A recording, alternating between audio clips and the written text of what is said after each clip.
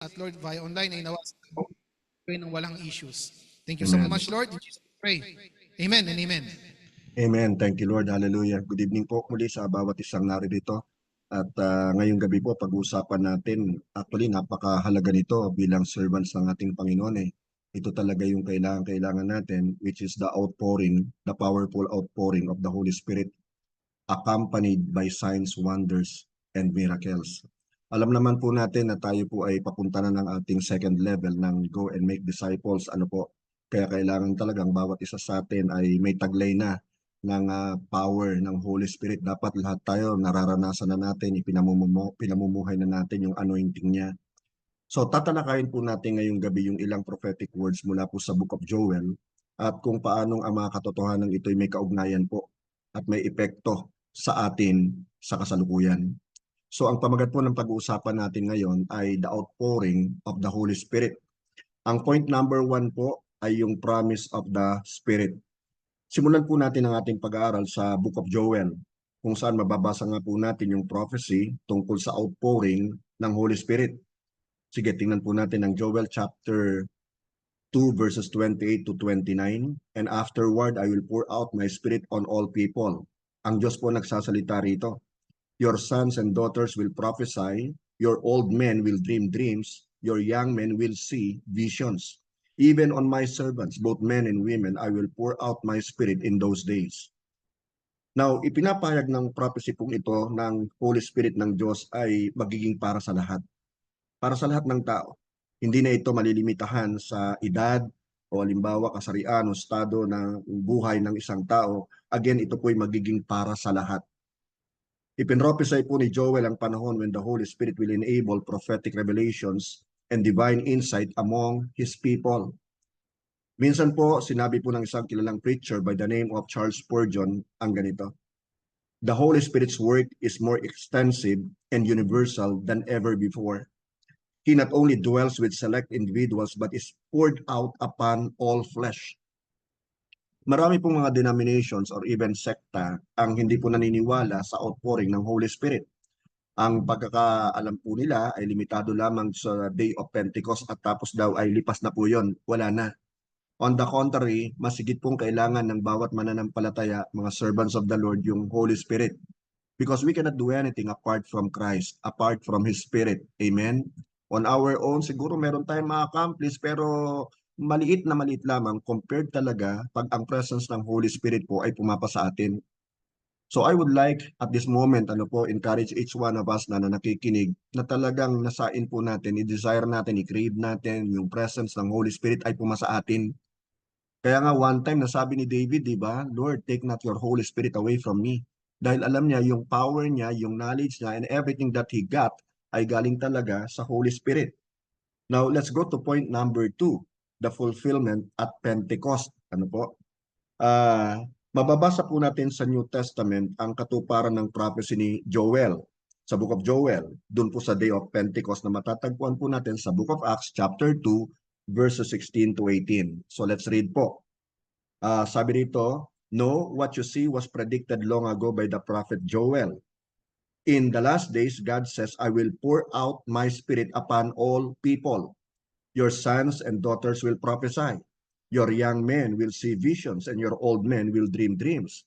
And then sa verse 18, in those days I will pour out my spirit even on my servants, men and women alike, and they will prophesy. So itong prophecy ay gift po yan ng Lord. Ano po? Meron mga prophets of course, pero meron din talagang binibigyan from time to time ng great gift of prophecy. So ang mga kaganapan po sa Day of Pentecost ay nagpapakita ng tangible manifestation ng Holy Spirit with signs and wonders following. Laging may kasama pong ganon. Ano po? So ito nga talaga yung dapat nating i-desire ngayon, going to level 2 ng Go and Make Disciples. Ang mga disipulo po ay binigyan ng kapangyarihan na magsalita sa iba't ibang wika. I don't know how many of us ang talagang meron ng gift na ito, pero if you don't have this gift and you are willing to receive it from the Lord, ibibigay niyo ito sa atin. Ano po, wag lang tayong matakot na ito po'y tanggapin natin kasi maganda na nasa sa atin po talaga yung gift na ito. Although mas maganda yung gift of prophecy, sabi rin nga po ni Paul. Pero doesn't mean na binibilital na po yung gift ng speaking in other tongues, unknown to you. Hindi tongues na kumbaga minemorize natin o napag-aralan natin, pero yung tongues talaga na gift ng Holy Spirit. Ngayon, imaginein mong kasama ka sa maraming tao ng araw na yon, yung Day of Pentecost, at nasaksihan mong na-transform, na bago ang mga pangkaraniwang tao into vessels of divine revelation and power. Isang tunay po na patotoo ng kaganapan ng prophecy ni Prophet Joel. So kapatid, kaibigan, hindi lamang gift na makapagsalita ng ibang wika ang pinagkaloob po sa mga disciples of old, kung hindi ito po ay naglapit sa maraming tao na masaksihan yung mga himala ng Diyos. At sa panahon po natin ngayon, kung talagang ito ay isinasapuso natin, talagang hinihingi natin sa Panginoon na tayo pagkalooban ng mga gifts ng Holy Spirit upang mas marami pang mga kaluluwa ang pupwede nating maakit sa kanyang fold o sa kanyang kaharian, then God will honor our prayer, our request. Ano po? Huwag tayong mangamba. Huwag nating isipin na tayo ay masamang tao. Huwag nating isipin na tayo ay hindi karapat-dapat. Alam na ng Diyos yun, kaya nga ginawa niya na tayong karapat-dapat. So all we have to do is to submit to the power of the Holy Spirit. At ito po ay kanyang ipagkakaloob sa atin. And anyway, alam naman po natin that the moment we have received Christ as our Lord and personal Savior, pumasa atin na po at nananahanan na, nagduduel ng Holy Spirit. Amen? So, anong dapat natin gawin? Tanggapin natin ang katotohanan ito at tanggapin din natin yung mga gifts niya na gusto niyang ipagkaloob sa atin. Actually, nasa sa atin na yun eh. Hindi lang natin na-uncover o na-discover eh. Kaya napakalaga kapatid na tayo lalong mapalapit sa Holy Spirit. Siya yung nagdurugtong sa atin sa ating Panginoong Hesus. Maganon din sa ating Ama. Siya yung kasama natin ngayon. So wag natin siyang, kumbaga, i-chipwera, wag natin siyang deadmahin, bigyan natin siya ng importance. Ano po? Siya yung gentlest yet the most powerful person on this planet right now. Kaya dapat talagang tayo ay maging malapit sa Kanya. Kausapin natin siya sa araw-araw, makipagniig tayo sa Kanya para lalong mas maging intimate pa yung relationship natin sa Kanya. Now, let's go to point number 3, the impact of signs and wonders. Mahalaga ito kapatid, because people tend to believe when they see something, di ba? At for them to see is to believe Unlike us na tayo mga believers na for us to believe is to see. Ngayon, para makita din natin yung kapangyarihan ng Panginoon, of course, alam ko yung iba sa inyo magugulat, just like what I am experiencing right now, magugulat ka talaga sa power ng Panginoon yung sa kaya niyang gawin through you. At doon talaga makikita mong, Lord, ikaw talaga ang dapat mag-glorify sa buhay ko. At aasam-asamin mo talaga na magamit ka day after day para marami ka pang mga kaluluwang matulungan, mapalakas ang loob, mailapit sa Panginoon, maturuan ng mabuting balita, and ultimately maging Christian or believer at mga disciples na rin ng ating Panginoon. So makikita rin po natin sa Book of Acts chapter 2 verse 43 naman ang naging impact ng miraculous signs, wonders, and miracles sa early church. Kaya bigla silang dumami di ba? Day after day talaga, on a daily basis nadadagdagan po sila. Why? Kasi lahat sila inasam nila ginusto na talaga nila Ginawa rin nilang available yung kanilang mga sarili. Ano po? Para sa pag-work ng Holy Spirit sa kanilang mga buhay. And what happened? Ay talaga namang ika nga, the early church grew exponentially. Hindi mabibilang. Day after day, imagine na dadagdagan sila sa bilang. Ilan sila na kumikilos under heavy persecution. But because of the Holy Spirit, nagkaroon sila ng boldness talaga. And because of those things, nagkaroon talaga ng signs and wonders and miracles on a daily basis sa mga alagad. Sa atin ngayon, kaunting-kaunti. Di ba? Hindi ba natin dapat nasain din ang mga ganitong uri ng pagpapamalas ng kapangyarihan and manifestations of the workings of the Holy Spirit? Dapat nasain po natin yon. Doon sa Acts chapter 2 verse 43, basahin po natin, a deep sense of awe came over them all. Lahat sila nagulat namangha and the apostles performed many miraculous signs and wonders. And I do believe with all my heart na maging ibang mga believers na nakakita nito, na nag-aspire, nag-desire, nag-crave na magkaroon ng ganitong uri ng power from the Holy Spirit, na ang kanilang motive, ang kanilang heart ay talagang in tune sa layunin ng Holy Spirit, maging sa ika nga ay kalooban ng Holy Spirit, nakagawa rin po ng iba't ibang uri ng himala.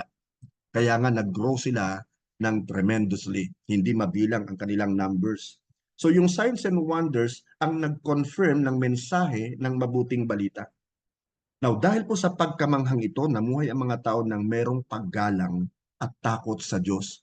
Ngayon kung mapapansin po natin, kung mapapansin natin, kung magiging very observant lamang tayo, maraming Christians ngayon actually nabubuhay ng wala lang, di ba?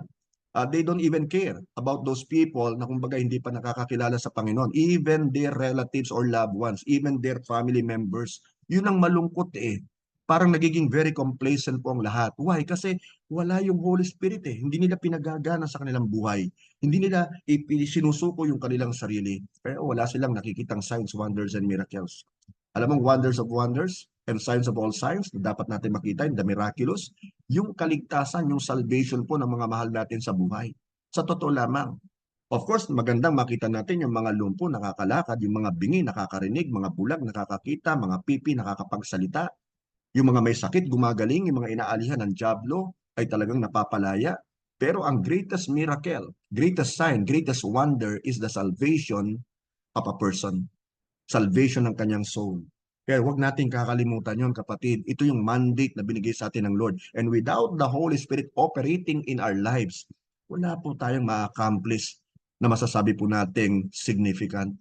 Kaya kung gusto natin talagang tayo ay mag-level up sa ating paglilingkod sa Panginoon, always invite the Holy Spirit to work in you and through you every day. Ano po? Now, kapatid kaibigan, hindi lamang pagpapamalas ng kapangyarihan ang mga ito, kundi ang demonstrations ng demonstrations ng pagpasok ng kaharian ng Diyos sa mundo. Ang ibig ko pong sabihin, hindi lamang ito para sa panahon ng mga apostol, kagaya ng sinabi ko kanina, kundi para din po ito sa ating kapanahunan ngayon. Just make yourself available. Ito pong mahalaga. Ano po, wag mong sabihin ay si pastor na lang, ay si worship leader na lang, ay yung mga leaders na lang, yung mga elders na lang, sila nang bahala dyan. No. Wag natin pong i-disqualify yung ating sarili. Isama natin yung ating sarili because we belong to the same team, the same family, the family of our Lord Jesus Christ, the team Jesus. Ano po? Kaya dapat tayo, may responsibility tayo. At sa totoo lamang, kapatid, kapag hindi mo ginawa yung duty mo as a disciple of the Lord, hindi mo sinishare yung mabuting balita, wala ka pa rin dinidisciple hanggang sa ngayon. Kapatid, kaibigan, matagal ka ng Christian, you will be accountable for that. 'Di ba? Kaya mas maganda para talagang mas maisulong natin yung kaharian ng ating Panginoon. Naririto tayo, just offer our lives, kagaya ng sinabi ni Isaiah of old, "Here I am, Lord, send me." Yun lamang eh, obedience lamang. I-surrender lang natin yung ating buhay sa Kanya. Even in our workplace, pwede man natin gawin yon. Even in our schools, di ba? Classrooms natin, during break times, pwede nating itong, kumbaga, isama sa ating day-to-day activity. Ano po, yung pag-share ng mabuting balita, pangangaral ng mabuting balita, with signs, wonders, and miracles following. Di ba? So ngayon, dumadami. As we actually desire for God to move in our lives, dumadami po talaga yung nakakaranas ng kagalingan. Dumarami po yung nakakaranas actually ng mga himala ng Panginoon. Now, sabi po ni Smith Wigglesworth, ano po, isa pa nga ito sa aking hinahangaan eh. Actually, meron akong book nito eh. Ang sabi niya, one time, God wants us to have His miracles in our daily life. We must not think that these are only for the apostles. They are for believers in every age. Para din po ito sa atin. Ano po, wag nating kitiran yung ating pag-iisip. Huwag tayong magpalinlang o magpa-deceive sa dyablo na hindi natapos na ang panahong yan. No, hanggang ngayon kumikilos po ang Lord natin. And the same God, the same Holy Spirit na nag-work do sa mga disciples of old, ay kasama rin po natin. He is no respecter of persons. Di ba? He has no favoritism in himself. Lahat tayo pantay-pantay sa kanya. Ang kailangan lang, alam mo kung ano? Availability. Not so much with your ability, but your availability. Available ka ba? Pag ikaw ba ay pinaprod ng Holy Spirit into sharing the Word of God sa kapwa mo, whoever that person may be, are you making yourself available? Kapatid, don't grieve the Holy Spirit. I-share natin sa workplace natin. I still remember, sa totoo lamang ang Cavite, ang firm Cavite, yan ipinanganak eh. Because of a Bible study. Ilan lang sila actually. Ang natatanda ko ngayon ay si Brother Loloy, maging si Sister Jen, at saka si Brother kalimutan ko pangalan niya, si Bibal, di ba? Si Jess, Brother Jess, di ba? Sa totoo lamang, pero ngayon nakikita natin yung ginagawa ng Lord, ipinagpapatuloy lamang natin yung ginagawa ng Holy Spirit sa ating mga buhay. And we are now seeing actually the fruits of our labor, di ba?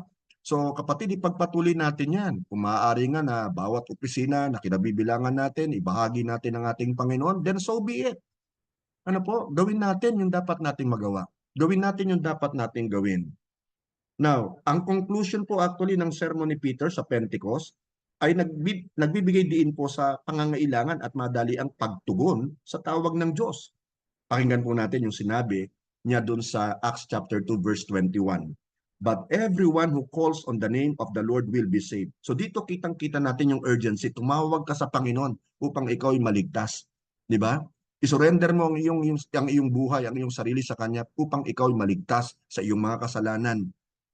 Sa gitna po ng mga signs and wonders na ito, ang pangunahing mensahe ay nananatiling kaligtasan po sa pamamagitan ng pagsampalataya kay Kristo Jesus. At yun po ang napakahalaga. Ang outpouring ng Holy Spirit ay nag-iimbita sa lahat na magsisi at tumalikod sa kanilang mga kasalanan. Kasi kung walang Holy Spirit, paano tayo tatalikod? Paano tayo magsisisi? Siya yung nagko-convict sa atin, sa ating mga sins eh. So kapatid, kailangan natin talagang hangarin na tayo ay kasihan, tayo ay i-anoint ng Holy Spirit. Now, the famous preacher, Billy Graham, the evangelist said, the greatest miracle of Pentecost is not the supernatural signs, but the transformed lives of those who call on the name of the Lord. Yan nga po yung sinabi ko rin kanina, hindi ba? Ang greatest miracle talaga na pwede po nating ma-witness ay yung transformation ng isang lost soul at ngayon po ay nasa Panginoon na. Ngayon habang nagre-reflect po tayo sa kapangyarihan ng outpouring ng Holy Spirit followed by signs, wonders, and miracles, atin pong i-consider yung mga katanungan ito. Okay, please listen carefully. Question number 1. Handa ba tayong tumugon sa tawag ng mabuting balita na sumampalataya sa pangalan ni Jesus para sa ating kaligtasan? Of course, ang question na ito ay para doon sa mga nanonood ngayon o nakikinig na hindi pa po mananampalataya. Handa ka ba kapatid na tumugon? Tanggapin mo si Jesus, aminin mong ikaw ay makasalanan, magsisi ka, tumalikod sa mga kasalanan mo. At tanggapin mo si Jesus bilang iyong Panginoon at tagapagligtas. Gawin mo yon, kapatid kaibigan. Now, the second question is this, bukas ba tayo sa idea na tanggapin ang presence ng Holy Spirit sa ating buhay? Kasama yung kapangyarihan na magpahayag ng mabuting balita? Gumawa ng signs, wonders, and miracles? At gumawa ng mga disipulo? Kapatid, bukas ba tayo doon sa idea na yun? Kung ikaw ay sarado pa, kapatid, buksan mo na. Di ba? Kailangan ka, kapatid. Kailangan pa ng maraming manggagawa. The harvest is plentiful, but the laborers are few. Kung ikaw ay isang tunay na Kristiyano, i-volunteer mo na yung sarili mo. Di ba? Sa tawag ng ating Panginoon to go and make disciples of all nations. Although this is a command from the Lord, di ba? Kailangan mo talagang tumugon sa tawag na ito, sa utos na ito ng ating Panginoon. Kung talagang mahal mo siya, gagawin mo yan, kapatid. Thinking na si Jesus nga Diyos nagkatawang tao pinanganak sa isang sabsaban Namuhay siya nang walang sala kahit katiting man. Pinagbintangan siya. Siya ay inakusahan, ika nga, siya ay nilitis. At bagamat walang kasalanan, siya ay pinako sa krus. Pero bago nun siya ay pinaggugulpi. Di ba? At binugbog ng todo. Kapatid, kung nagawa niya yun para sa atin, ikinumit niya yung kanyang mismong buhay para sa atin just to prove that He loved us and continues to love us. Dapat ganun din tayo, di ba? So, nawa ito'y maisip mo bago ka matulog. And I really pray to the Holy Spirit na huwag ka sanang patulugin hanggat hindi ka tumutugon sa tawag na ito. Naalala ko nung time na ako po ay nag-decide na talagang mag-go sa pastoral work. Ginibap ko yung aming business. Sa totoo lamang, ginibap ko maging yung bahay namin na matagal na namin nahuhulugan just for the sake of knowing Christ more. Kagaya ni Apostle Paul, di ba? He gave up everything and counted them all as garbage for the sake of knowing the Lord Jesus. Nawa, tularan natin si Paul. Sa kanyang ika nga ay pagiging masigasig na makilala ang ating Panginoon. Now let us pray. Father God in heaven, gabayan mo nawa ang bawat isa sa amin sa pagtugon sa tawag mo para sa aming buhay. Thank you for calling us, my Lord, even though we know that we are all undeserving, unworthy, but you counted us worthy and deserving. Nawa po ang kapahayagan ng Banal na Espiritu ay mag-apoy o magpa-apoy sa aming passion na tanggapin at yakapin ang iyong transformative power at kami makiisa sa iyong mission. Father God, tulungan mo po kami may pangaral ang mabuting balita ng iyong kaharian. And Father, direct us to go and make disciples. In Jesus' name we pray. Amen and amen and amen. Glory to God. Maraming salamat po.